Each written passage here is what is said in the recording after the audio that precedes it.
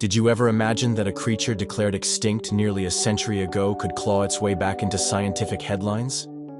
The Tasmanian tiger, also known as the thylacine, has long been a symbol of mystery, haunting the edges of Australia's wilderness and our own imagination. But just when the world had given up hope, explosive new findings are thrusting this ghostly predator back into the center of the scientific stage. What exactly are scientists uncovering now? And could it possibly change everything we thought we knew about extinction, survival, and the resilience of nature's strangest outcasts? Let's find out. The tale of the Tasmanian tiger, better known to science as the thylacine, is one of the most poignant ecological stories in Australian history. For thousands upon thousands of years, the thylacine dominated Tasmania's wild landscapes, stalking prey through dense forests, across rugged grasslands, and even into the farthest corners of the island. Its appearance was a captivating blend of features borrowed from the carnivorous world: a lithe, dog-like body, the narrow head and powerful jaws reminiscent of a wolf, the striking black stripes across its rump hinting at a big cat, and the backward-facing pouch unique to marsupials, a trait that immediately set it apart from any placental predator. Its skeletal and muscular structure suggested a powerful hunter built for endurance and stealth, capable of taking down animals its own size or larger. Neither canine nor feline, it was a symbol of evolution's inventiveness, perfectly suited to Tasmania's unpredictable weather and demanding terrain. But the arrival of European settlers in the early 19th century marked the beginning of its tragic decline. These newcomers brought with them herds of sheep and cattle, livestock unfamiliar with the cunning of the island's top carnivore. As incidents of livestock predation arose, fear and hostility towards the thylacine intensified. The animal, once revered by some indigenous cultures, became branded as a ruthless pest by colonial farmers, a threat to their livelihoods that needed to be eradicated. The Van Diemen's Land Company offered a bounty on the thylacine as early as 1830, rewarding the killing of every animal. By 1888, the Tasmanian Parliament had introduced an official bounty, paying hunters for each thylacine killed, a systematic campaign of extermination that continued for decades. What's often forgotten is just how efficiently the environment conspired with human actions to seal the thylacine's fate. Beyond the relentless hunting, settlers also destroyed vast tracts of Tasmania's forests for agriculture and urbanization, wiping out the thylacine's natural habitat.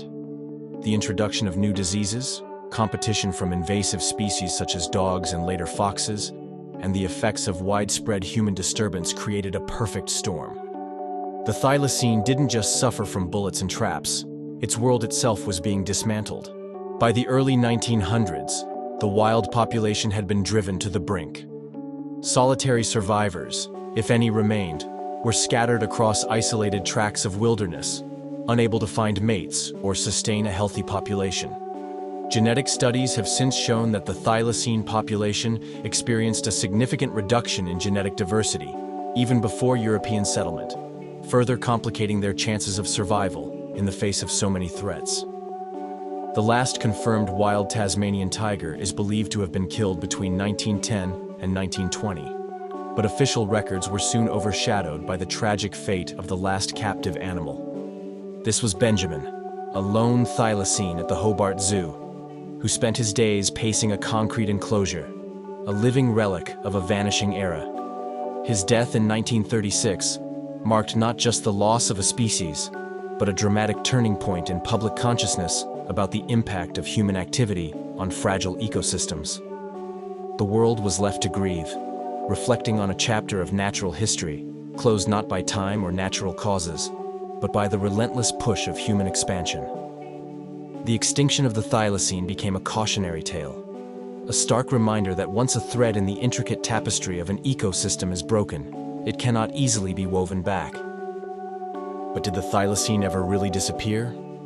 From the very moment the Tasmanian tiger was officially declared extinct in 1936, an extraordinary new chapter began, one fueled not by certainty, but by a persistent hope lurking in the shadows. Tasmania's forests and wild coastlines became the backdrop for countless whispered legends.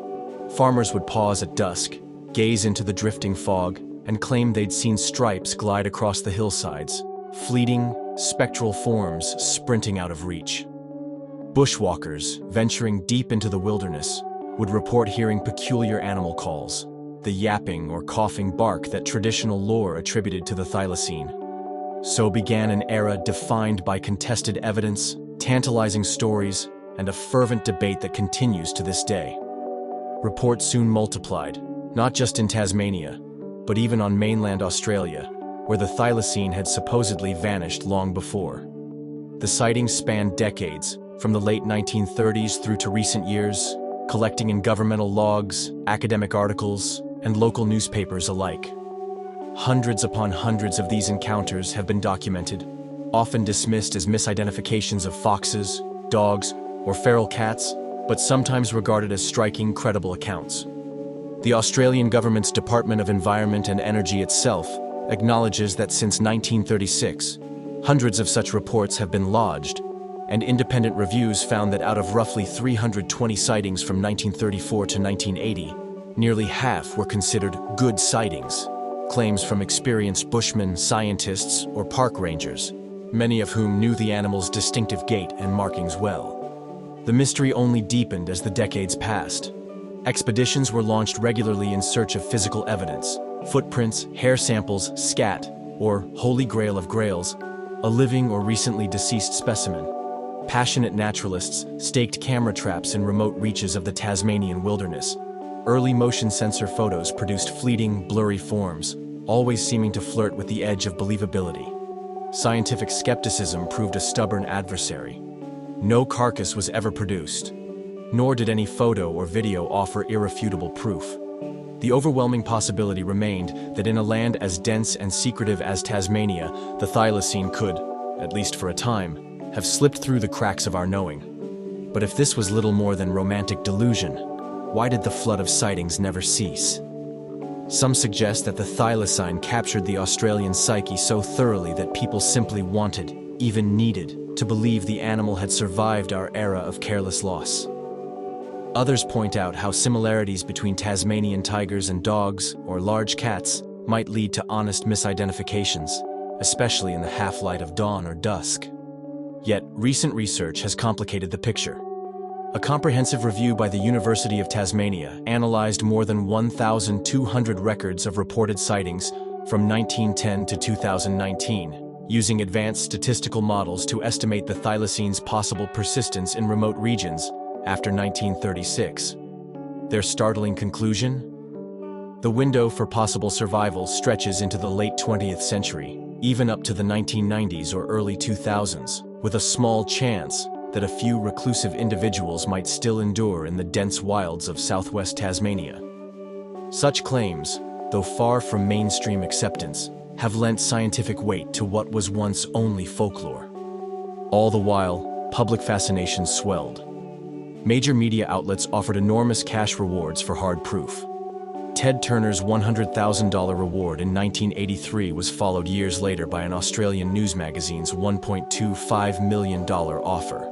Not one claim has met the standard of definitive evidence needed to claim these bounties. Was this simply wishful thinking? A desperate refusal to let go of a lost species? Or were these stories the first hints of survival from a master of hiding? Scientists have long wrestled with a challenging question. How do you conclusively prove the existence, or extinction, of a creature that goes to great lengths to avoid detection? This dilemma has defined the decades-long mystery of the Tasmanian tiger, or thylacine. Dismissals of reported sightings as either misidentified dingoes or overactive imaginations are common. Yet a slow but steady stream of physical evidence has kept hope alive.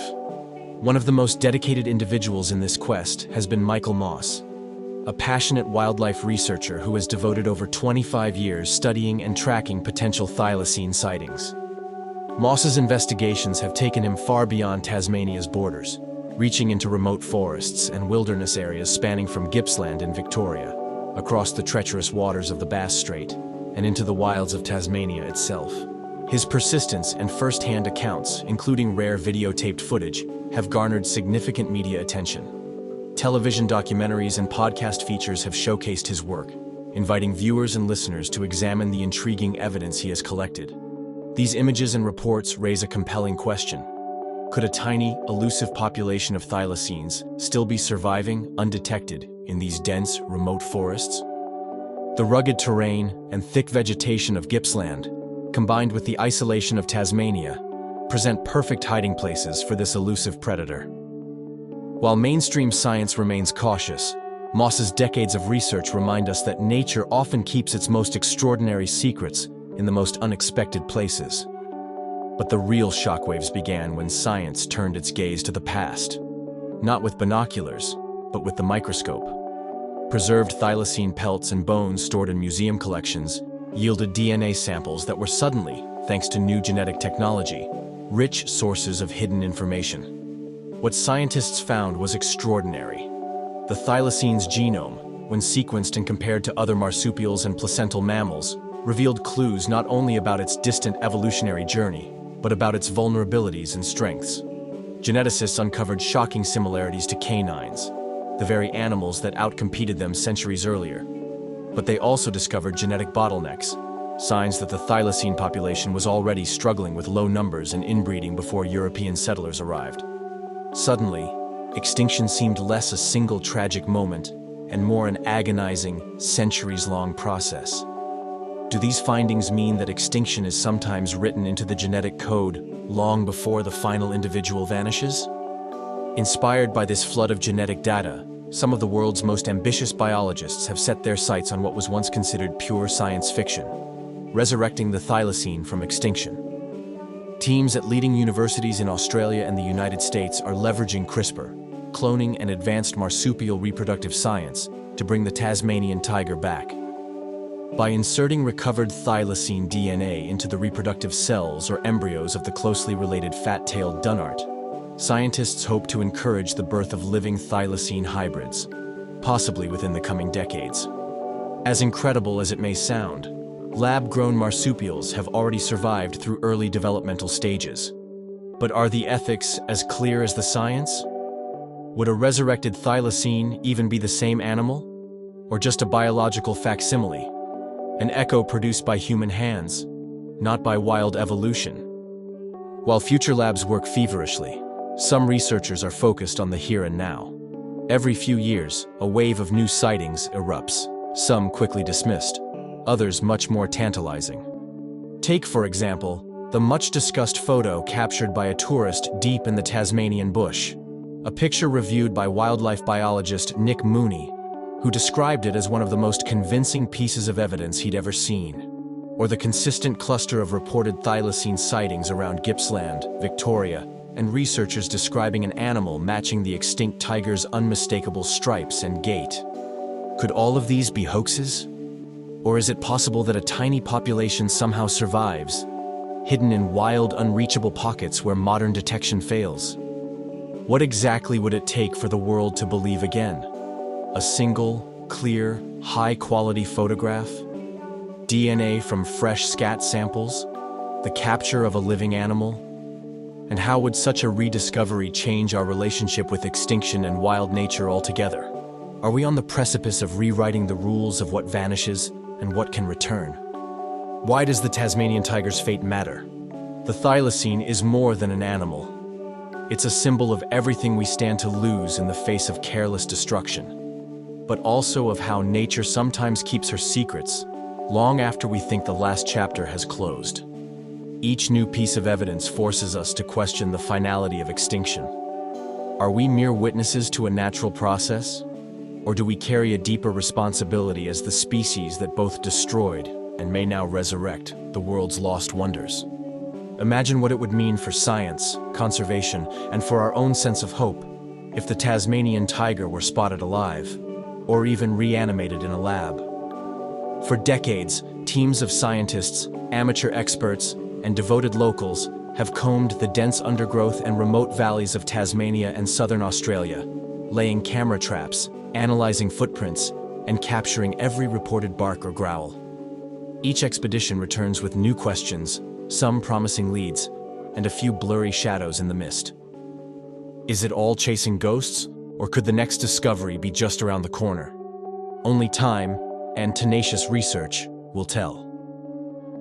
But one thing is certain: the Tasmanian tiger, extinct or elusive survivor, continues to inspire awe, controversy, and a burning drive to solve the greatest natural mystery of the Australian wild. We may never know for certain if the thylacine still walks the earth. But perhaps that's not the point. The real lesson is what the Tasmanian tiger's story can teach us about loss, hope, and humanity's own restless curiosity. What do you think? Is extinction really forever? Or are some legends just waiting to be rediscovered? If you want to support more wild discoveries like this, and stay updated with the latest in scientific breakthroughs, don't forget to like, subscribe, and share your thoughts below. And until the next adventure, keep your eyes open, because you never know what's waiting just beyond the edge of the known world.